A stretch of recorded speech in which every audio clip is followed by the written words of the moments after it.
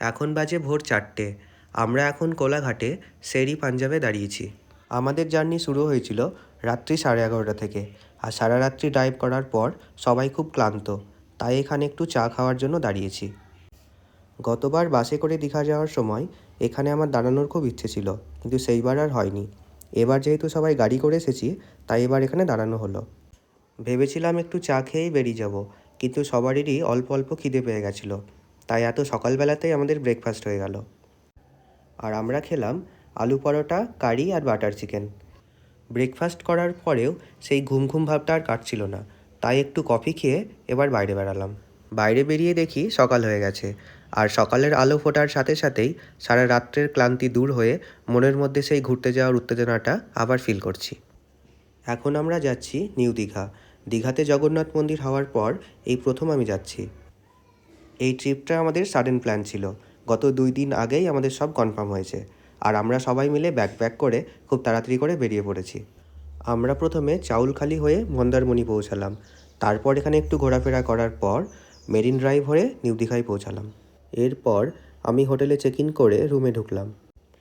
আমাদের রুমটা ছিল 2nd ফ্লোরের ফ্রন্ট ভিউ এক্সিকিউটিভ রুম।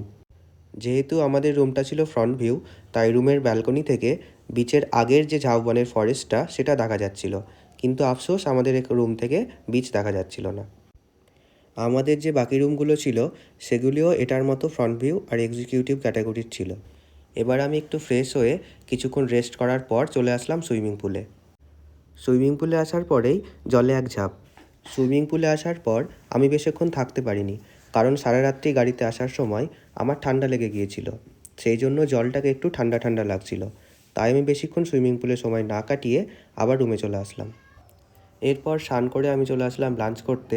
আমি সেই সকাল 4টের সময় খেয়েছিলাম, তারপর এখন 2:30 পর্যন্ত আমি শুধুমাত্র একটুখানি ম্যাগি খেয়ে আছি, কিন্তু ম্যাগিটা খুবই টেস্টি ছিল। আমাদের হোটেলের যে রেস্টুরেন্টটা ছিল সেটা পুরো পাইরেটস অফ ক্যারিবিয়ানের থিম থেকে ইন্সপায়ার। এর চেয়ার, ওয়াল এবং ইন্টেরিয়ার একটা পুরো ভিনটেজ শিপের মতো। আর এই চেয়ারগুলোতে বসার পর নিজেকে কেমন জানি জ্যাক স্প্যারো টাইপের ফিল হচ্ছিল, কিন্তু পেটে প্রচণ্ড খিদেও লাগছিল, তাই খাবারের জন্য আমি ওয়েট করছিলাম। আর খাবার অর্ডার করার 10 মিনিটের মধ্যেই সব খাবার আমাদের টেবিলের মধ্যে চলে এসেছিল। লাঞ্চে আমরা অর্ডার করেছিলাম ভাত, ডাল, ঝুরি আলু ভাজা, চিংড়ি মালাইকারি, ডিমের কারি, পাঁপড়, চাটনি আর আলু পোস্ত আর ভেজ কারি।